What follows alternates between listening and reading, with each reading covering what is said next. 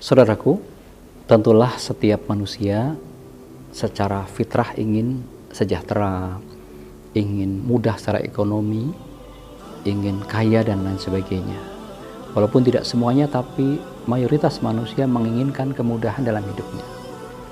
Tetapi realita hari ini bisa jadi di antara kita ada yang Allah uji dengan kondisi ekonomi yang belum mudah. Ekonomi yang mungkin pas-pasan, ekonomi yang relatif sulit, bahkan ada di antara saudara-saudara kita, di antara kita yang mungkin diuji dengan kemiskinan.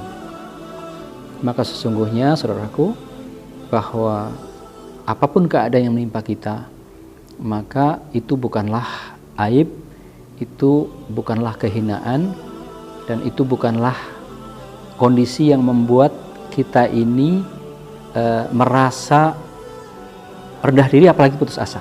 Tidak. Mengapa? Karena Allah Subhanahu wa Ta'ala menjadikan kemuliaan itu bukan dari banyaknya harta yang dimiliki oleh seseorang.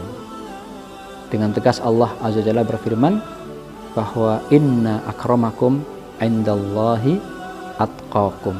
Inna akramakum indallahi atqakum. Sungguhnya orang yang paling mulia di sisi Allah Subhanahu wa Ta'ala adalah orang yang paling bertakwa di antara kalian. Jadi kesulitan ekonomi, kemiskinan sama sekali tidak mengurangi kemuliaan seseorang selama dia bisa bersabar dan tidak melakukan kemaksiatan. Maka ketika Allah Subhanahu wa Ta'ala menguji seorang hamba dengan kekurangan harta, maka pasangannya adalah dengan bersabar, jangan berbuat maksiat, maka kekurangannya itu menjadi kebaikan baginya. Justru orang-orang yang kemudian di dunia hartanya tidak terlalu banyak, ya, hartanya mungkin sedikit, miskin, maka hisabnya di akhirat juga ringan dan cepat gitu. Itu juga sebuah kebaikan, karena akhirat adalah tujuan utama seorang hamba. Akhirat adalah kekal selama-lamanya dan dunia sangat sebentar dan sementara. Maka pertama adalah sabar, kemudian tidak merasa rendah hati.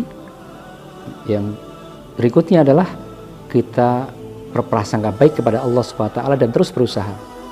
Maka usaha yang diiringi dengan kemuliaan jiwa seperti ini, maka insya Allah usahanya akan santai, akan tenang, ya, maksudnya akan tenang, tidak ada tekanan-tekanan jiwa yang kemudian mengganggu sekali pikirannya akan tenang, sehingga dengan ketenangan berpikir insya Allah usahanya akan lebih kreatif, akan ada ide-ide yang lebih baik, yang kreatif muncul, dan dengannya semoga kemudian perlahan-lahan kemiskinan atau kesulitannya itu Allah hilangkan.